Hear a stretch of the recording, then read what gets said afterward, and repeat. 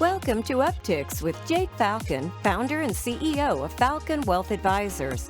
In this podcast, we help high net worth individuals overcome financial complexities. We do this by enhancing financial literacy and discussing topics in a language free from industry jargon. Join us as we help explain exactly what having a solid financial plan means, as Jake draws from years of experience in helping hundreds of individuals get financially organized and focused on their goals. We hope you find Upticks educational, entertaining, and shareable. Now, on to the show.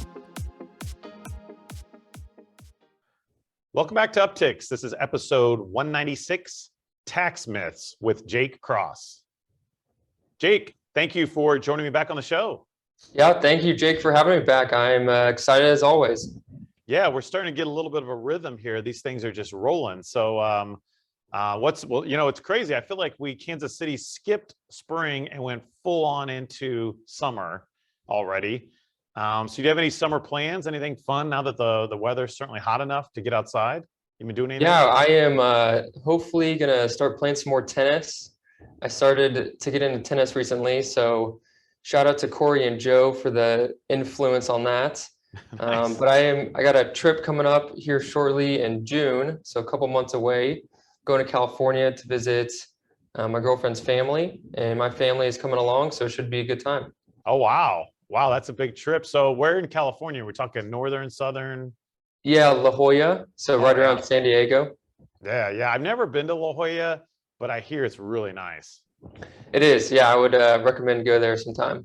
Yeah, awesome. Good for you guys, and that'll be a good time. It's always nice to hear about people traveling about. Things are opening back up, so it's good. So awesome. And tennis, huh? So have you played? So Joe, one of the other financial planners on our team, is a huge tennis guy, Rockhurst College tennis player, and Corey is a huge tennis guy, Carriage Club member, and plays all the time. So have you gotten a chance to play with those guys yet? Are they any good, or they just talk a big game? I don't know, Jake.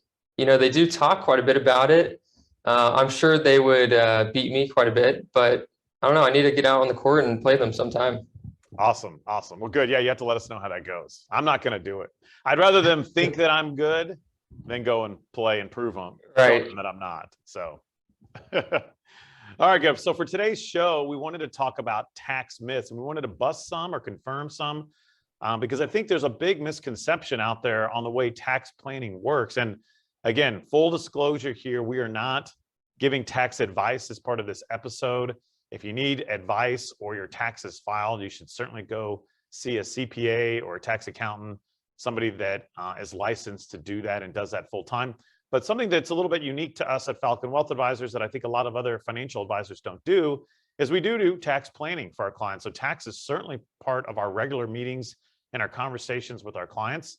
And, I've been having more and more meetings, and as normal, but as tax season has now come and gone, I've been hearing some things from clients. And so I wanted to make sure that there wasn't any confusion out there with some common tax situations that may arise for people. So Jake, we'll dive right into it here. So I'll ask you number one, and we'll kind of ping pong this back and forth. So I want you to either confirm or bust this, but or true and false, however you want to do this. But is it a good thing to get a tax refund from the IRS?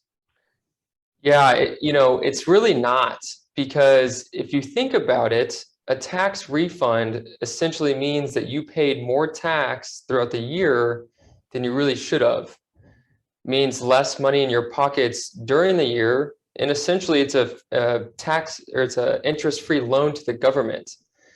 So, there's a couple parts here.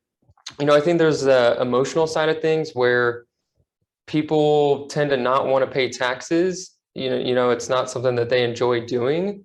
So they don't want to have to pay taxes at the end of the year when they also pay taxes throughout the year. So I think some folks, they might withhold more taxes because it's the emotional side of things. But, really, if you look at the financial side of things, it's not a great thing. So, there's pros and cons to it, but, as your fiduciary and your advisor, I want to take into account your emotional drive, but also, with your financial plan, if you're withholding too many taxes, throughout the year, it could really impact your ability to grow your funds throughout retirement or even before retirement. Right. That's good. There's a lot there. So I would say that it's busted. Some people get $5,000 back or even 10 or 20,000, and they think their accountant did a great job.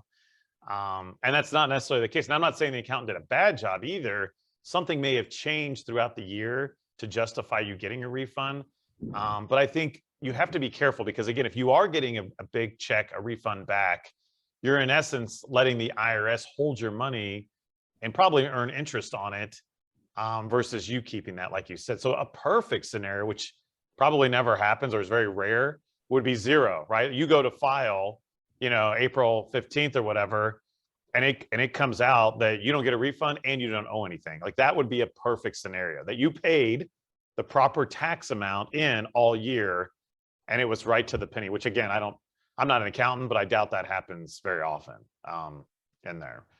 Right. So you have to be careful. But another thing I've seen clients do, and maybe this is okay, but because they know they lack fiscal discipline, they use the IRS as a forced savings account. So they overpay every year, knowing they're going to get $5,000 back or 10 grand or whatever it is. And then they just go and blow it on a vacation or a car or home improvements or whatever, but, and they're okay with that. But you just have to recognize what you're doing, right? So it's okay. It's like, I don't know. I don't buy a lot of junk food because I probably would eat it all, right? So it's better that I don't even buy junk food at the store so I don't have the temptation. So I think for some people, they force discipline on themselves. But again, the big myth or misconception here is getting a big refund is not necessarily a good thing. It means that you overpaid. And I don't know too many people that like to overpay in anything. Do you want to overpay your doctor, your dentist, or your car salesman, or your mortgage, or for your house? Like people are overpaying for houses all the time now. I'm sure nobody's liking doing that. So you're overpaying the government. Yep, I agree exactly. And another one is, how about holding a stock for tax reasons? Do you think it's a wise choice or not? Good segue into the next one. So holding on to a stock because you have a large capital gain, is that wise or foolish, or is it a myth? I'd say busted on this, Jake. I don't think holding on to a stock solely, now this is important, solely for tax reasons is a wise decision. In my training, I've been practicing for 16 years, it's always been worry about return on your investment first, taxes come secondary. Taxes aren't ignored and they're not swept under the rug, but they are a secondary consideration to making a client money. I'd much rather make you $50,000, $100,000, $200,000 on one trade than just wait because you don't want to pay Uncle Sam taxes on that investment. So now you can be strategic about it, right? You don't want to be stupid and just start ripping Band-Aids all over the place. So I'm not suggesting that, but if gains are good. And if you have to pay taxes, you know what? It's because you made money. So nobody really likes it, but I would argue that that's a myth. Holding on to a stock just because you have a large gain, that's not wise necessarily. Do you want to add anything to that before we go to the Yeah, I mean, I agree. I agree for the majority of the time. Now, I do think that there could be some times that you could be strategic, like you alluded to, and it could really add a lot of value. If you had a stock and keep in mind, it has to be a stock that you are fully confident in, that you might have purchased based on value or whatever. It's not some penny stock, right? If it's a truly good stock, if you were, let's say you've held it for 10 months and you had 2 months to go to get long-term capital gains, well, that's kind of a gray area. A lot of things can happen in 2 months, but it's also a fairly short amount of time. So I think it depends on the stock. I think it depends on the current economical environment. I also think it depends on the client's tax situation. But I agree with you, in the majority of the time, take the profit, right? If you think about taxes, like you said, it's never fun to pay taxes, but it's also a percentage of the income you earned, right? I'd rather make money and pay some taxes than not have any income and pay no taxes.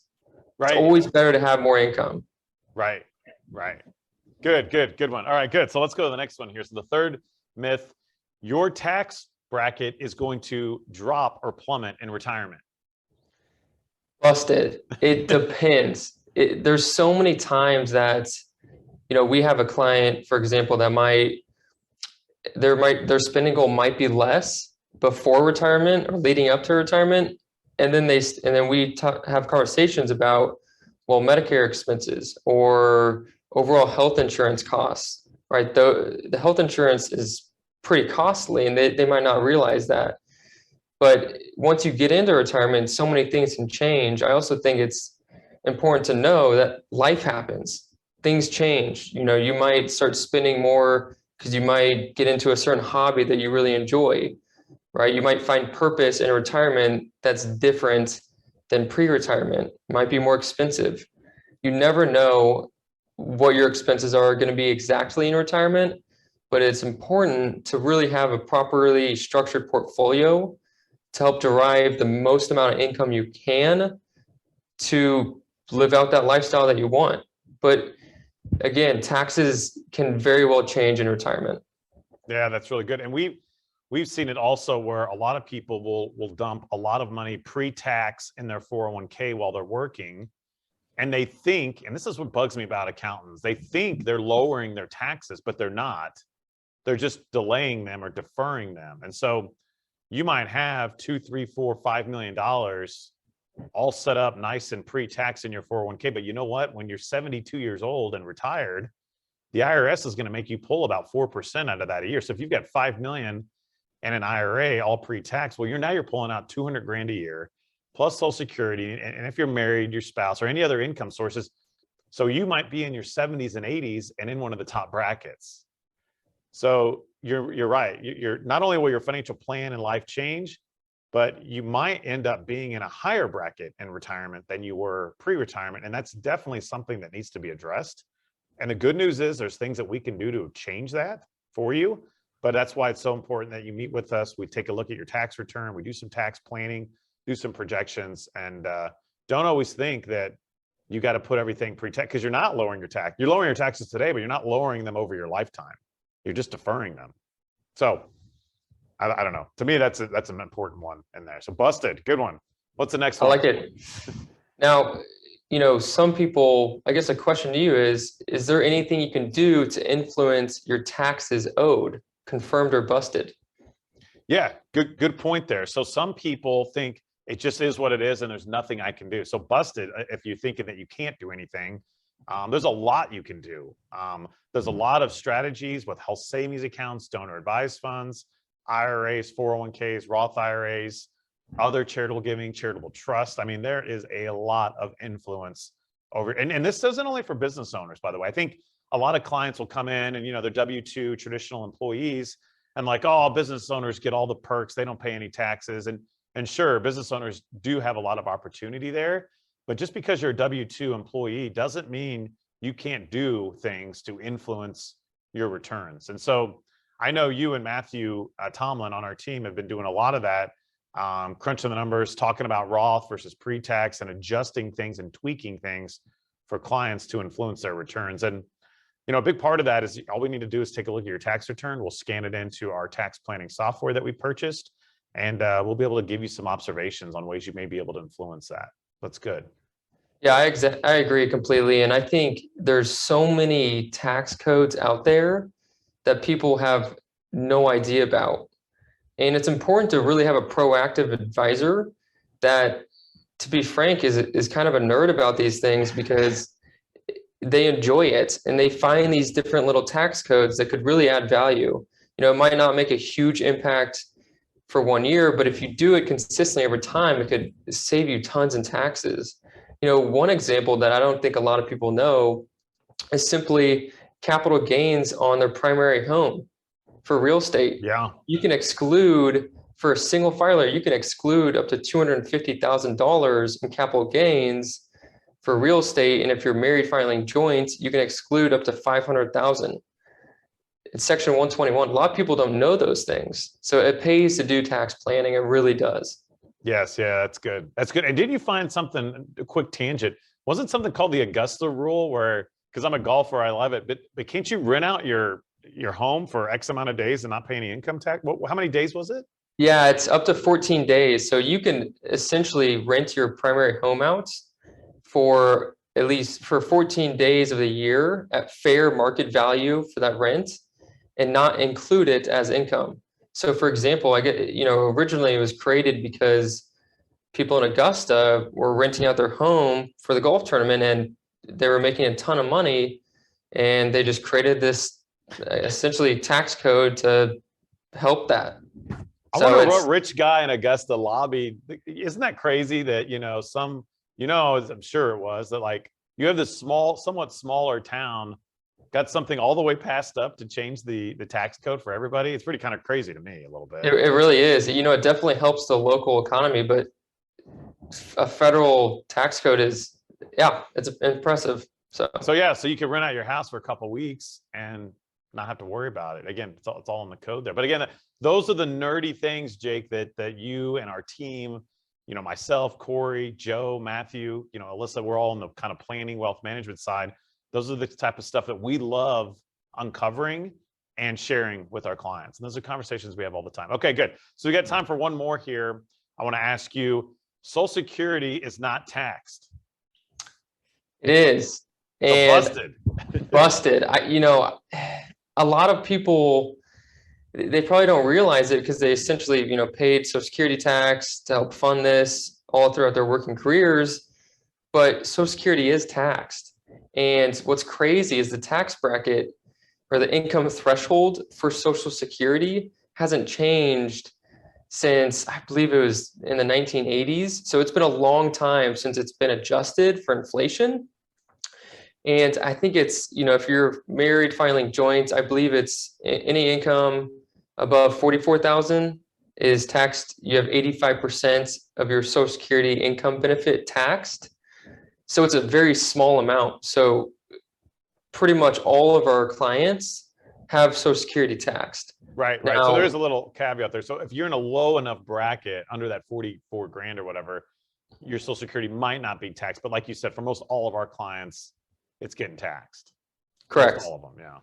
Yep. So it's important to know that. And I think, again, it boils down to the tax planning, understanding when Social Security tax will kick in, understanding when Medicare premiums will get adjusted, understanding when your ordinary income brackets will influence capital gains tax. It's all those different tax levers come into play when you're doing tax planning for someone. And it's extremely important to know those because, again, they're all interconnected, right? It can influence their taxes dramatically if you do a Roth conversion that's over a certain amount, so it's important to understand those.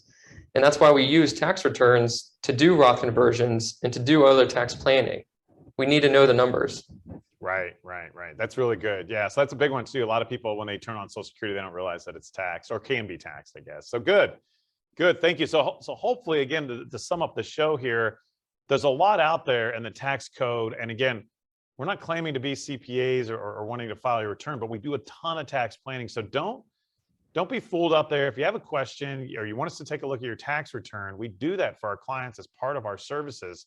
And I think, in my opinion, it's a huge value add because not only now are we looking at your financial plan and your investments, but if I can save you $5,000 or $10,000 on your taxes, that's a huge deal. Especially like Jake, like you mentioned, if we can do that every year and consistently, I mean, we could add up to big time tax savings that just helps that financial plan become that much stronger in your retirement. So that's what we're here for. It's what we love doing.